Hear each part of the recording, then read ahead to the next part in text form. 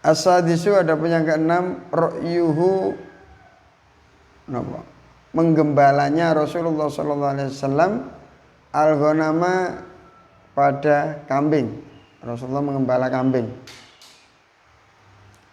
Wasafratuhu dan perginya Rasulullah sallallahu alaihi wasallam al-ula yang pertama ila Syami kepada Syam. Niki napa nggih? Kanjeng Nabi keluar kota, keluar negeri, niki kok diceritakan di sini. Kanjeng Nabi umur 9 tahun, wonten sing ngarani 13 tahun niku pergi ke Syam. Niku mawon dengan atas nama tujuannya napa? Ikut pamane dagang. Setelah sampai di Syam disuruh pulang. Takut dibunuh, khawatir dibunuh. Diwasirin mandi.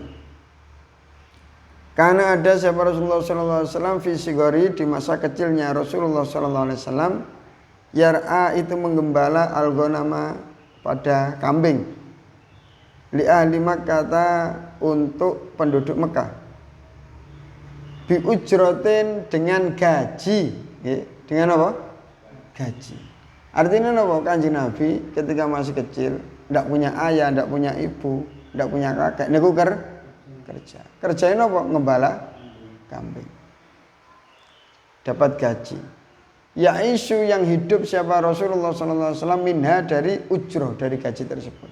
Tadi Kanjeng Nabi walaupun ikut pamanne mboten kok mek njaluk-njaluk nedotok, Kanjeng Nabi makannya cari sendiri. Jadi kok seumpami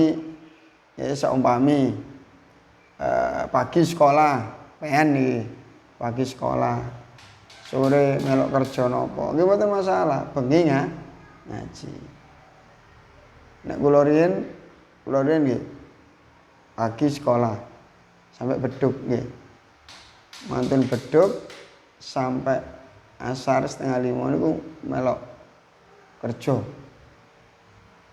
Kerja nopo? Melok gawe tas. Niki riyen ndamel tas, pengrajin tas. Niki bagian guntingi, bagian ngelem, bagian apa. Ngelem napa mitasi niku lho. Kulit kadang. Niku. Ndamel ikat pinggang ngoten-ngoten niku. Niki dibayar. Dapat gaji. Seminggu kadang tasnya dipundhut asal bayaran. Kadang 1 bulan tasnya dipundhut dapat bayaran. Nek Kanjeng Nabi Muhammad sallallahu alaihi wasallam niku mengembala kambing. Hasilnya damel nedok.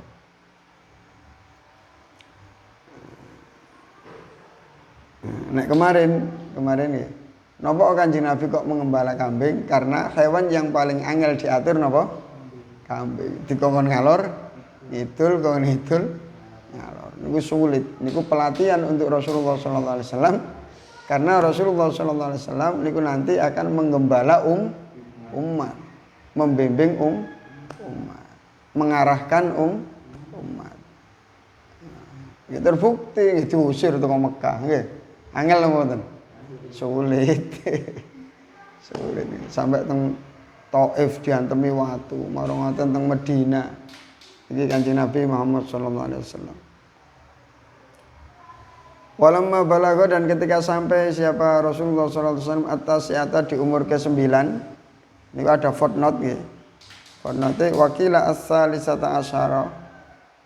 Ada yang mengatakan 13 tahun min umri dari umurnya Rasulullah sallallahu alaihi wasallam. Safaro pergi siapa Rasulullah sallallahu alaihi wasallam ila Syami ke Syam. Syam niku cara sakniki nggih sekitaran Syria ngriku.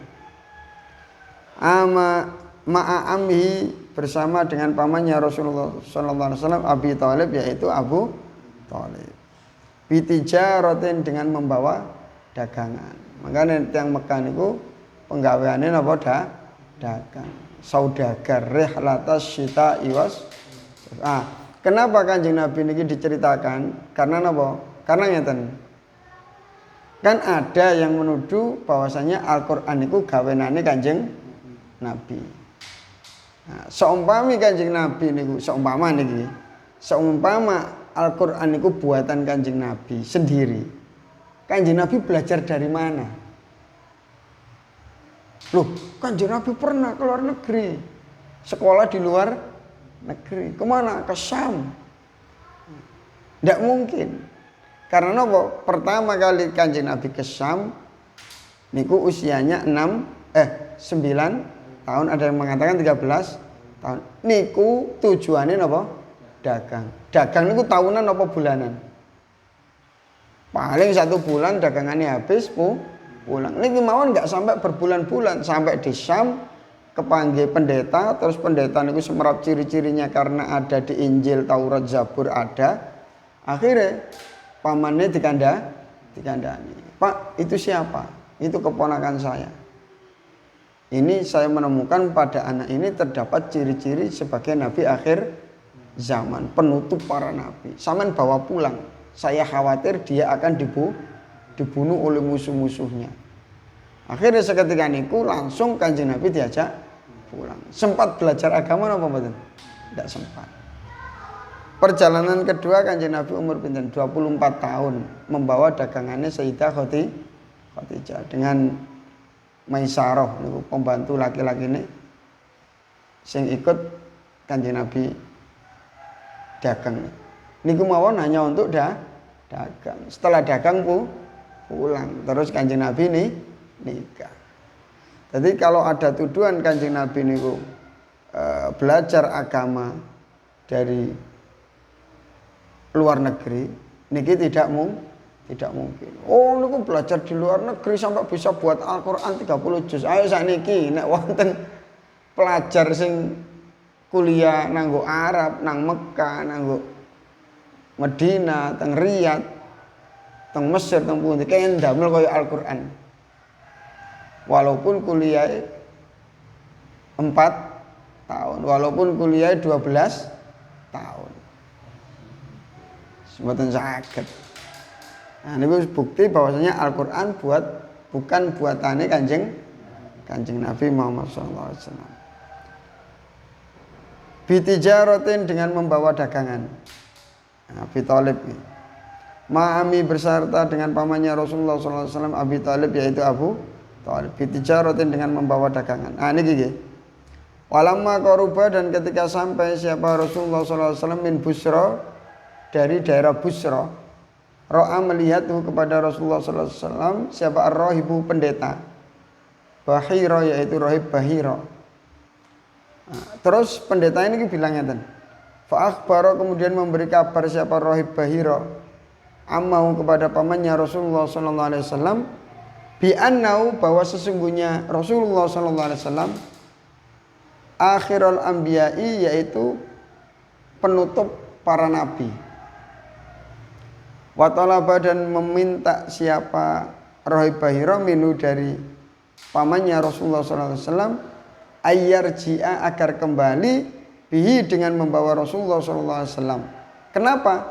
Khaufan karena khawatir alaihi atas Nabi Muhammad SAW min aduin dari musuh yatarakkabu yang mengintai. Siapa aduun hu kepada Rasulullah SAW. Karena napa Kanjeng Nabi niki nek menurut pemeluk agama lain niki bahaya. Napa? Bahaya. Karena napa? Yang memadamkan agama-agama lain sampai tidak ada pemeluknya, sampai habis, nggak ada pengikutnya, niki Kanjeng Nabi Muhammad. Karena Kanjeng Nabi Muhammad niki diutus untuk seluruh dunia sehingga agama-agama yang lain tidak boleh diikuti. Innad dina indallahil Islam. Sesungguhnya agama yang benar menurut Allah adalah agama Islam. Saat ini agama lain tidak diterima oleh Allah. Nah terus bagaimana statusnya? Sesat. Keliru. Injil ini kan benar zaman dulu. Kan ada masanya. Setelah Kanjeng Nabi lahir, Injil sudah tidak berlaku lagi. Taurat sudah tidak berlaku lagi, Zabur sudah tidak berlaku lagi. Karena setelah Kanjeng Nabi ini menjadi Nabi dan Rasul, maka semuanya harus ikut Kanjeng Nabi memeluk agama Islam. Wa qad istadalla ala nubuwati bi alamatihi allati fi kutubi ahlil kitab. Nah, kok semerap pendeta niki kalau ini adalah nabi akhir zaman. Wa qad istadalla dan sungguh telah mendapatkan petunjuk siapa Rahib Bahira ala nubuwatihi atas kenabian Rasulullah sallallahu alaihi wasallam bi alamatihi karena tanda-tandanya Nabi Muhammad sallallahu alaihi wasallam Rasulullah sallallahu alaihi wasallam allati yang fi kutubi alil kitabi di beberapa kitabnya ahli kitab. Kados teng dibak niku lho nggih. Wonten tiyang anake ahli kitab dipelajari Taurat ya.